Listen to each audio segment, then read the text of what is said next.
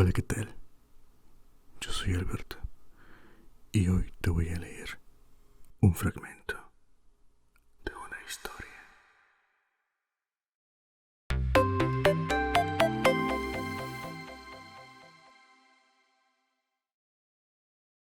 Hoy te presento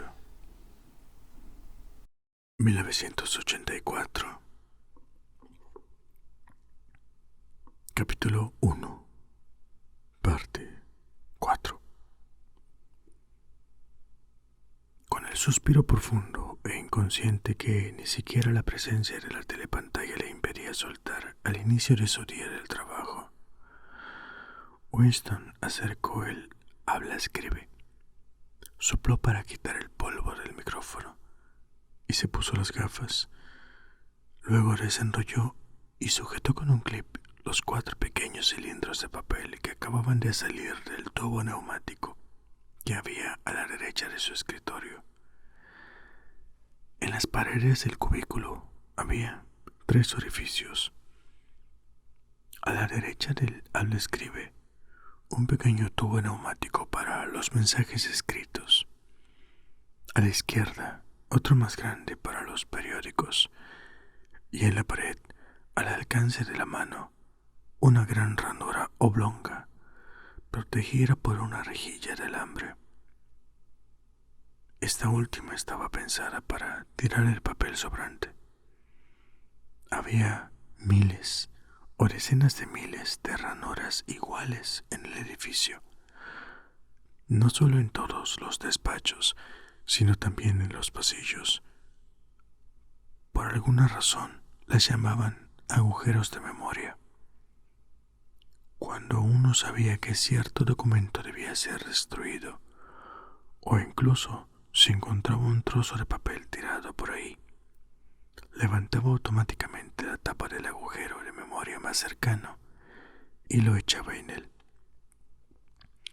donde una corriente de aire caliente lo arrastraba hasta los enormes hornos que había ocultos en las entrañas del edificio. Winston examinó las 4 tiras de papel que había desenrollado. Cada cual contenía un mensaje de solo 1 o 2 líneas en la jerga abreviada. No exactamente nueva lengua, aunque consistente sobre todo en palabras en nueva lengua, que se empleaba para uso interno del ministerio. Decían así: Times 17384, discurso HM, dato erróneo, África rectifica. Times 191283, previsiones 4 trimestre. PT 83, erratas, verificar ejemplar actual. Times 14284, minendancia, cita equivocada, rectifica chocolate. Times 31283, informe orden día, HM, doble más malo, ref, no personas, reescribe dot enviaut, antearchiva. Con una leve sensación de euforia, Winston apartó el 4º mensaje. Era un trabajo intrincado y de responsabilidad, y más valía dejarlo para el final. Los otros 3 eran cuestiones rutinarias, aunque el segundo probablemente requiera reparar tediosas listas de cifras. Winston tecleó números atrasados en la telepantalla y pidió los ejemplares del Times que salieron por el tubo neumático al cabo de unos pocos minutos. Los mensajes que había recibido se referían a artículos o noticias que por alguna razón se consideraba necesario alterar, o, por utilizar el término no oficial, rectificar. Por ejemplo, en el Times del 17 de marzo había aparecido que el hermano mayor, en su discurso del día anterior, había predicho que el sur de la India seguiría en calma, pero que Eurasia pronto lanzaría una ofensiva en el norte de África. Sin embargo, el alto mando de Eurasia había lanzado la ofensiva en el sur de la India y había dejado en paz el norte de África. Por ello era necesario reescribir un párrafo del discurso del hermano mayor para que predijese lo que había ocurrido en realidad. O, por dar otro ejemplo, en el Times del 19 de diciembre se habían publicado las previsiones oficiales de la producción de distintos artículos de consumo en el cuarto trimestre de 1983, que era también el sexto trimestre del noveno plan trienial. El ejemplar de hoy incluía los resultados reales que demostraban que las previsiones estaban totalmente equivocadas. El trabajo de Winston consistía en rectificar las cifras originales para que coincidieran con las otras. En cuanto al tercer mensaje, se refería a un error muy sencillo que podía corregirse en un par de minutos. En febrero, el Ministerio de la Abundancia había prometido un compromiso categórico, según la expresión oficial, que en 1984 no se reduciría la ración de chocolate. En realidad, como sabía Winston, la ración de chocolate se iba a reducir de 30 a 20 gramos a finales de esa semana. Lo único que había que hacer era sustituir la promesa original por una advertencia de que probablemente sería necesario reducir la ración en abril. En cuanto terminó, sujetó con un clip las correcciones hechas con el habla-escribe a cada ejemplar del Times y los metió en el tubo neumático. Luego, con un movimiento casi inconsciente, arrugó los mensajes originales y las notas que había tomado y los echó por el agujero de memoria para que los devorasen las llamas.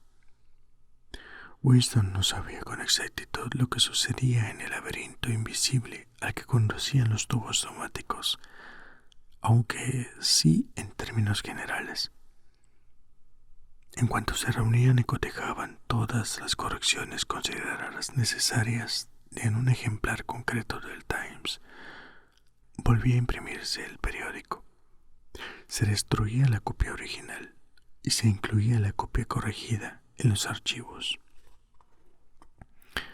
Este proceso de alteración continua se aplicaba no solo a los periódicos, sino también a los libros, las revistas, los panfletos, los carteles, los folletos, las películas, las bandas sonoras, los dibujos animados, las fotografías y a cualquier tipo de literatura o documentación que pudiera tener el menor significado político o ideológico. Día a día y casi minuto a minuto se iba actualizando el pasado.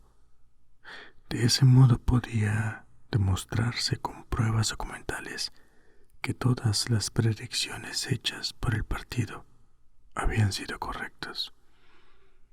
No se permitía que ninguna noticia ni expresión de opinión en conflicto con las necesidades del momento pasara a los archivos. La historia era un palimpsesto borrado y reescrito tantas veces como fuese necesario. En ningún caso habría sido posible, una vez hecho el cambio, demostrar que había tenido lugar una falsificación. La mayor sección del departamento de archivos, mucho mayor que aquella en la que trabajaba Winston, la integraba gente cuya obligación era buscar y recoger todos los ejemplares de libros, periódicos y otros documentos que hubiesen podido quedarse anticuados y tuvieran que ser destruidos. Cualquier ejemplar del Times que, debido a cambios en las alianzas políticas o a una profecía equivocada del hermano mayor, hubiera habido que reescribir una docena de veces, continuaría estando en los archivos con su fecha original.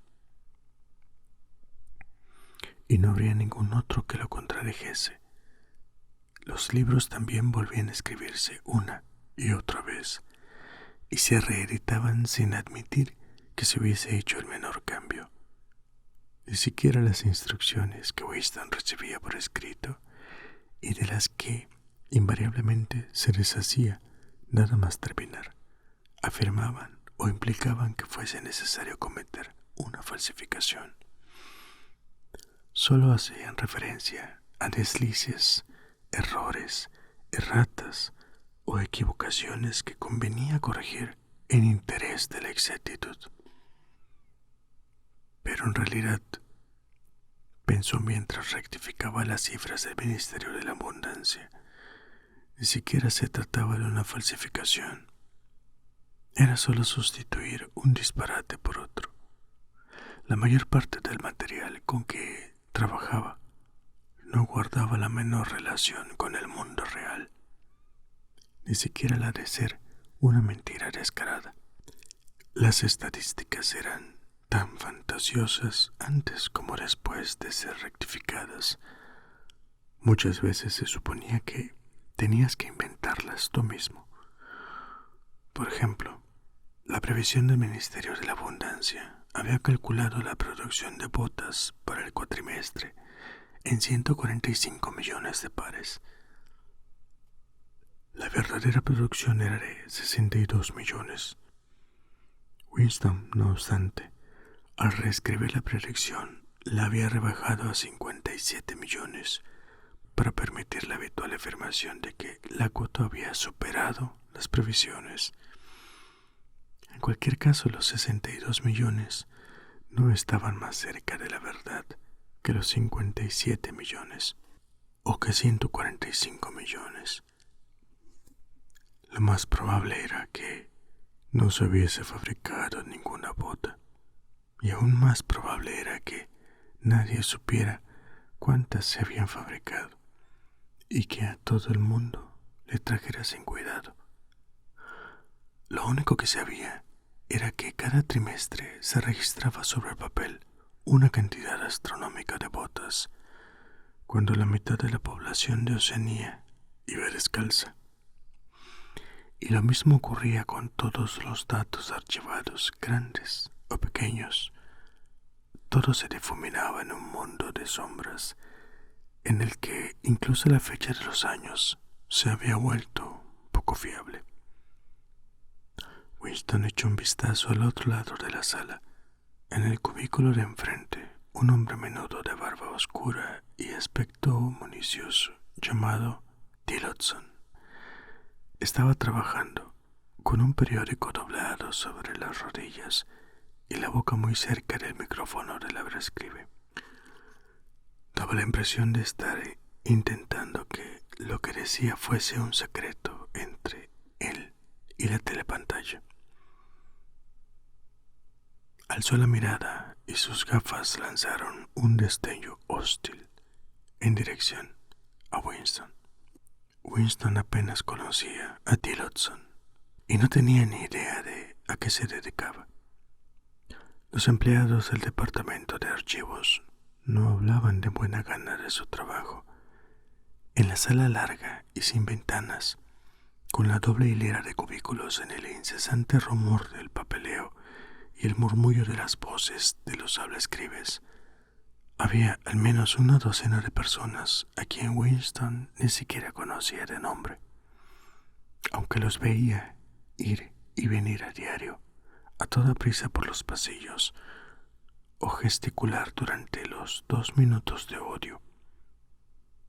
Sabía que la mujer rubia del cubículo de al lado trabajaba día tras día buscando y borrando de la prensa nombres de personas que habían sido vaporizadas y por tanto se consideraba que no habían existido, lo cual no dejaba de tener cierta lógica, pues su propio marido había sido vaporizado unos años antes.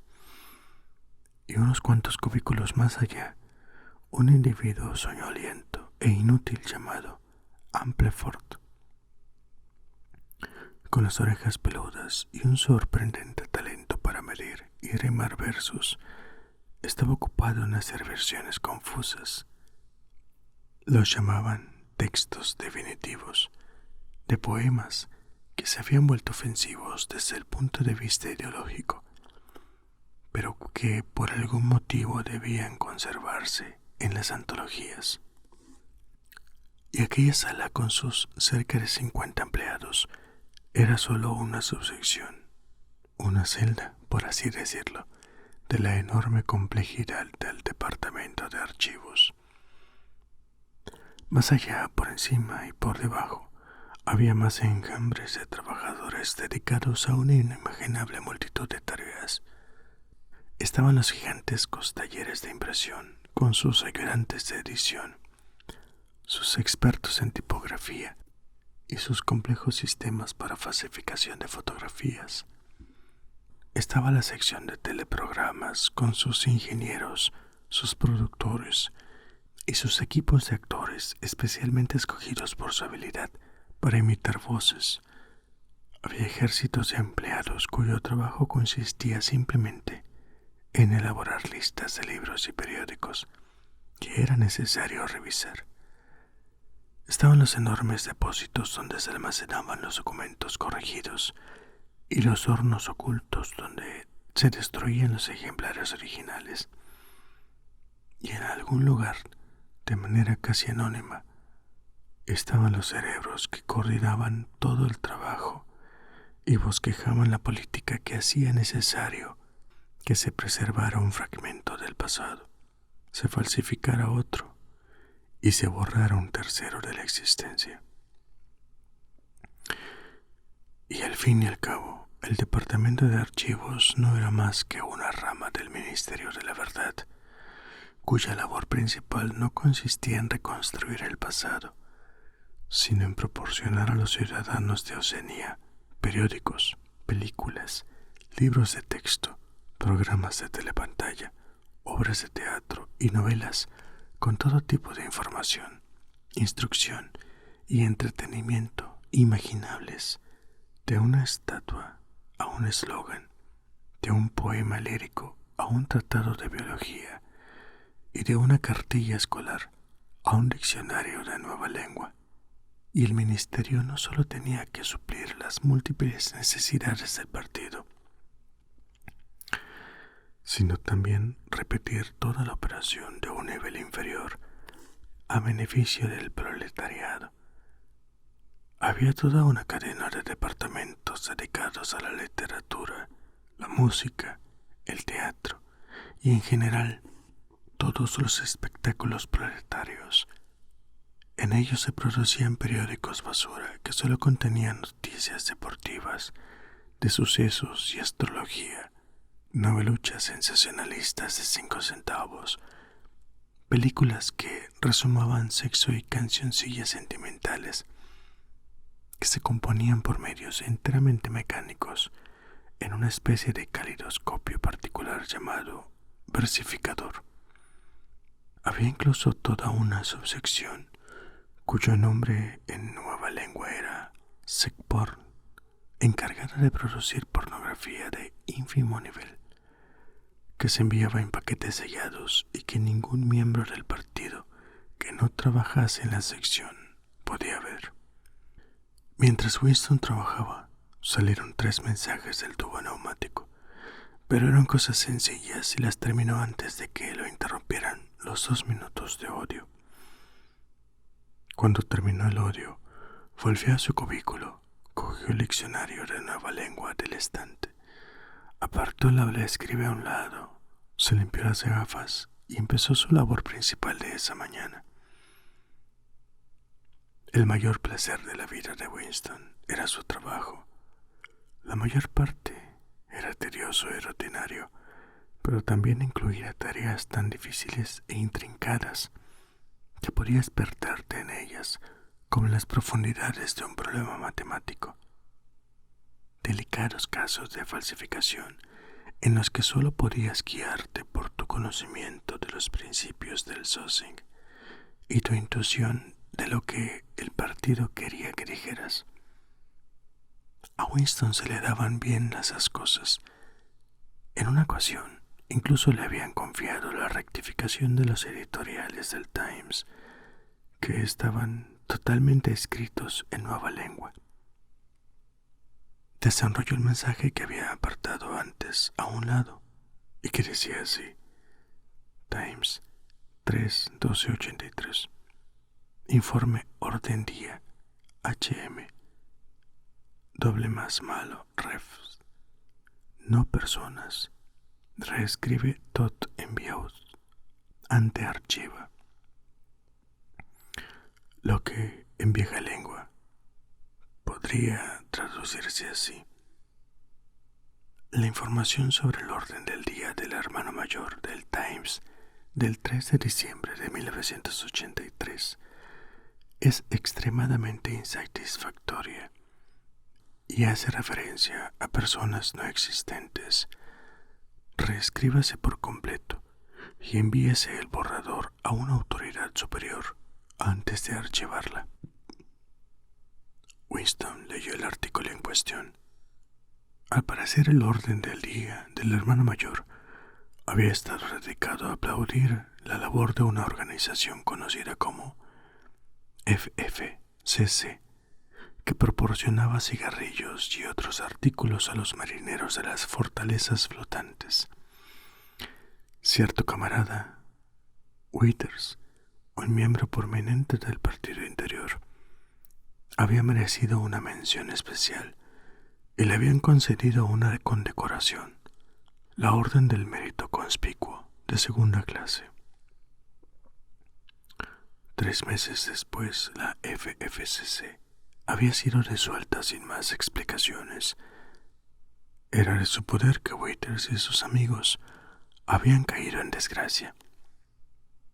Aunque nadie había dicho nada en la prensa ni en la telepantalla, no era raro, porque muy pocas veces se procesaba o siquiera denunciaba a los criminales políticos. Las grandes purgas que afectaban a miles de personas con juicios políticos de traidores y criminales mentales que confesaban abiertamente su delito y luego eran ejecutados, eran espectáculos que no ocurrían más que cada 2 o 3 años. Lo más habitual era que la gente que había contrariado de algún modo el partido desapareciera sin más y no se volviese a saber de ella. Uno jamás tenía ni la menor idea de lo que les ocurría. En algunos casos incluso era posible que ni siquiera estuvieran muertos. Sin contar a sus padres, puede que hubiesen desaparecido en uno u otro momento unos 30 conocidos de Winston. Winston se rascó suavemente la nariz con un clip. En el cubículo de enfrente, el camarada Tillotson seguía inclinado con aire misterioso sobre el abraescribe. Alzó la cabeza un momento y las gafas volvieron a reflejar un destello hostil. Winston había querido saber si el camarada Tillotson estaba ocupado con el mismo trabajo que él. Era muy posible. Una tarea tan delicada nunca se confiaba a una sola persona. Por otro lado, encargársela a un comité equivaldría a admitir abiertamente que se estaba haciendo una falsificación. Lo más probable es que hubiese al menos una docena de personas trabajando en versiones rivales de lo que el hermano mayor había dicho en realidad. Luego, algún cerebro privilegiado del Partido Interior escogería esta o aquella versión, la corregiría, pondría en marcha el complejo proceso de referencias cruzadas necesario, y luego la mentira elegida pasaría a los archivos y se convertiría en verdad. Winston ignoraba por qué Withers había caído en desgracia. Puede que por corrupción o por incompetencia. Tal vez el hermano mayor se hubiera librado de un subordinado demasiado popular. A lo mejor Withers o alguien próximo a él era sospechoso de tendencias heréticas, o quizá, era lo más probable, había ocurrido sencillamente porque Las purgas y vaporizaciones eran una parte necesaria del funcionamiento del gobierno. La única pista verdadera estaba en las palabras ref, no personas, que indicaban que Withers había muerto. No siempre podía decirse lo mismo después de que detuvieran a alguien.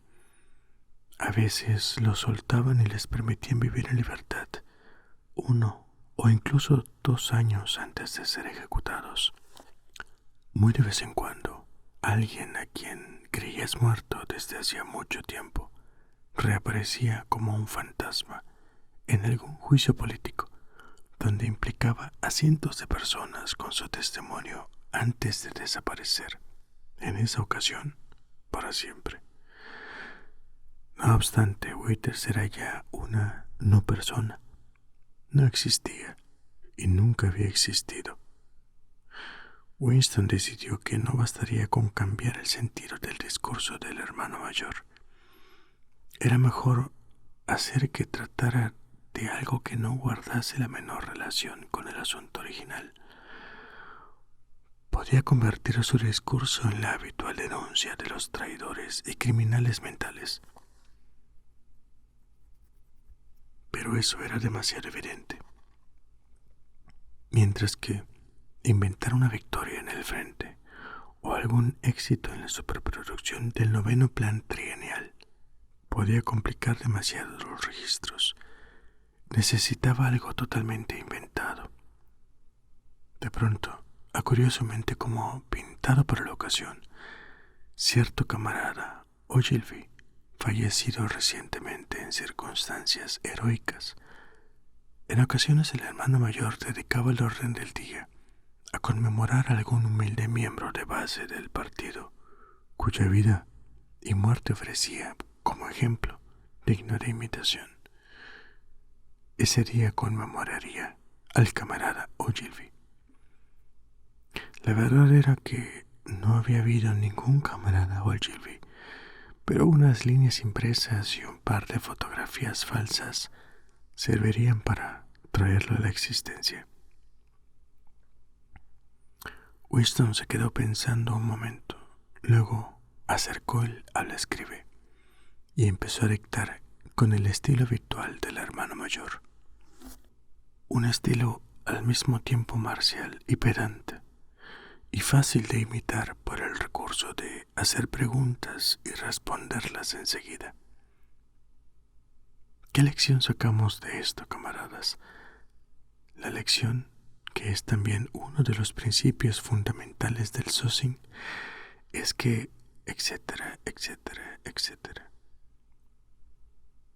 A los 3 años del camarada Ogilvy había rechazado todos los juguetes, excepto un tambor, un fusil, ametrallador y un helicóptero en miniatura. A los 6 años, un año antes de lo reglamentado, gracias a una concesión especial, había ingresado en los espías. A los 9, había sido jefe de tropa. A los 11, había denunciado a su tío a la policía del pensamiento, después de oír una conversación que le pareció tener tendencias criminales. A los 17, había sido coordinador de distrito de la Liga Juvenil Antisexo. A los 19, había diseñado una granada de mano que había adoptado el Ministerio de la Paz y que, la primera vez que se utilizó, mató a 31 prisioneros eurasiáticos. A los 23 había fallecido en acto de servicio, perseguido por aeroplanos a reacción enemigos mientras sobrevolaba el Océano Índico con unos despachos de suma importancia. Había saltado al mar desde el helicóptero con los despachos y la ametralladora. Un final, decía el hermano mayor, que era imposible considerar sin sentir envidia. El hermano mayor añadía unas cuantas observaciones sobre la pureza y la dedicación de la vida del camarada Ogilvy. Era abstemio y no fumaba. No tenía otra afición que la hora que pasaba a diario en el gimnasio y había hecho voto de celibato.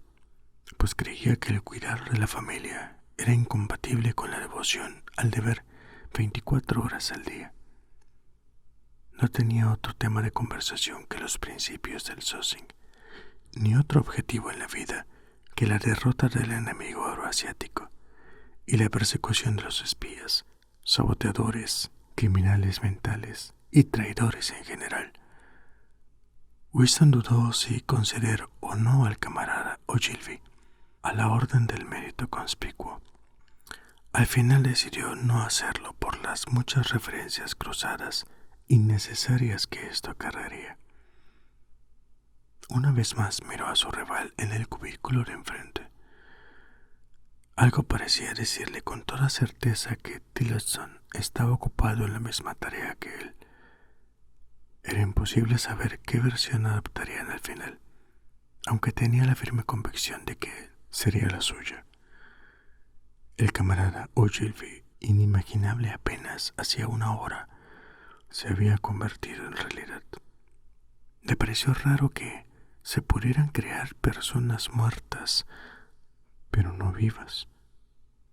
El camarada Ogilvy, que nunca había existido en el presente, existía ahora en el pasado, y una vez que la falsificación cayera en el olvido, existiría de manera tan auténtica y con el mismo tipo de pruebas que Carlomagno o Julio César. Si te ha gustado, dale like y suscríbete. Hasta la próxima. Adiós.